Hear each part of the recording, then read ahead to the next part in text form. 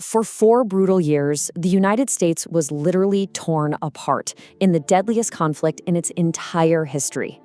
Today, we're going to explore the American Civil War, but we aren't going to get bogged down in every single skirmish. Instead, we're focusing on the decisive turning points, those massive, absolutely crucial strategic shifts that completely changed the war's direction. Let's take a look at exactly how this conflict evolved, from the opening shots all the way to the final surrender. Okay, let's dive right into this timeline. As you'll see, the war's outcome definitely wasn't decided in a single day. It was a massive domino effect stretching over 4 long years. We're going to trace this journey chronologically, starting in July 1861 at Bull Run, then moving to April 1862 at Shiloh, September 1862 at Antietam, the crucial month of July 1863 with Gettysburg and Vicksburg, right into the 1864 Atlanta campaign, and finally, April 1865 at Appomattox.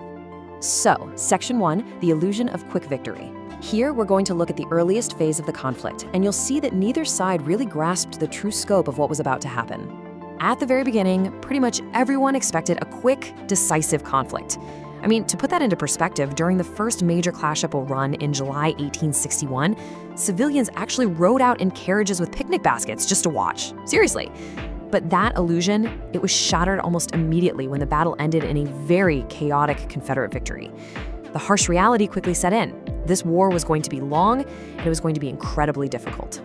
Now, what's really interesting to see here is how quickly the narrative shifted. By April 1862, the Battle of Shiloh in Tennessee changed the entire nation's perspective. It was technically a Union victory, sure, but the human cost, it was beyond anything Americans had ever experienced.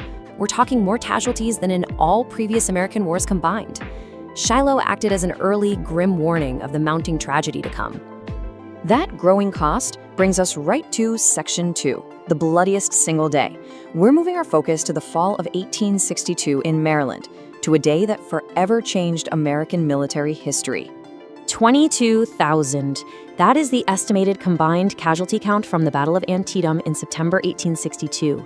Just to put that staggering number into perspective for you, more Americans died on this single day than on D-Day, Pearl Harbor, and 9/11 combined.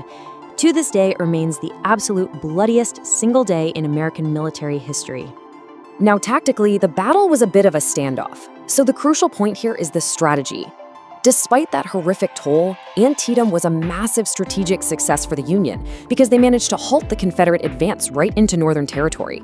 And for President Abraham Lincoln, stopping that momentum was exactly the political opening he desperately needed, because Lincoln took that momentum and ran with it. He used it to issue the preliminary Emancipation Proclamation. By officially declaring that enslaved people in Confederate-held territory would be free starting on January 1st, 1863, Lincoln fundamentally altered the stakes of the entire war. This was no longer just a fight to preserve a union. It was now a profound moral crusade to end slavery. Which brings us to Section 3, the war's high water mark. It's the summer of 1863 in Pennsylvania, and we're looking at what historians widely consider the turning point of the whole war. In July 1863, the conflict essentially reached a boiling point. Over 3 agonizing days at Gettysburg, Confederate General Robert A. Lee took a massive gamble to invade the North. But that invasion was decisively repelled by Union forces under General George Meade. This massive strategic shift halted the Northern invasion for good. It's really the moment the tide definitively turned. But of course, holding that Union line required an unimaginable sacrifice. Over 50,000 casualties in just 3 days. Both sides suffered catastrophic, devastating losses. It's a deeply solemn reminder of exactly what it cost to fight this war. Several months later, President Lincoln traveled to Pennsylvania to dedicate the battlefield as a cemetery. His Gettysburg address was incredibly short, just 272 words, taking barely 2 minutes to deliver. Yet it provided such incredible moral clarity to a grieving, war-torn nation that it instantly became one of the most important, famous speeches in all of American history. Let's move to Section 4, splitting the Confederacy. Because to really see how this builds, we need to look at a simultaneous victory unfolding out west. While Gettysburg was raging in the east, Union forces led by General Ulysses S. Grant pulled off a strategic masterstroke in July 1863. They captured Vicksburg, Mississippi. Why does this matter? Well, by taking Vicksburg, the Union gained total control of the Mississippi River. This essentially sliced the Confederacy right in two, completely crippling their ability to move troops and vital supplies. Pressing that massive advantage into 1864, Union General William Tecumseh Sherman unleashed a relentless campaign right through the heart of Georgia. By capturing the city of Atlanta, Sherman's troops crippled the South's remaining infrastructure. It was an absolute sledgehammer of a psychological blow that broke down their physical capacity and, really, their will to keep fighting. And that leads us to our fifth and final section, Surrender and Lincoln's Challenge. We are now in the spring of 1865, and 4 years of exhausting conflict are finally drawing to a close.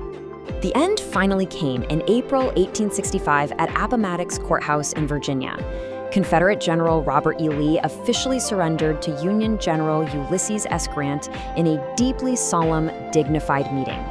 In a profound gesture of reconciliation, Grant actually allowed the Confederate troops to keep their horses for the spring planting, effectively bringing the horrific bloodshed of the Civil War to an end. And this brilliantly illustrates our main takeaway. Victory wasn't just one stroke of genius. It was a brutal domino effect. The early illusion of a quick war was shattered fast. The staggering human cost dictated a long struggle. Then, the twin victories of Gettysburg and Vicksburg completely turned the tide before Sherman's march destroyed what was left of the infrastructure. These deeply costly, hard-fought strategic pivots entirely reshaped the nation. So, the Union was saved, but the country itself was deeply, profoundly fractured. So what does this all mean for the future? How would one man, President Abraham Lincoln, go about the seemingly impossible task of healing a broken nation? Well, you'll want to join us for our next explainer as we dive into his remarkable life and leadership. Thanks so much for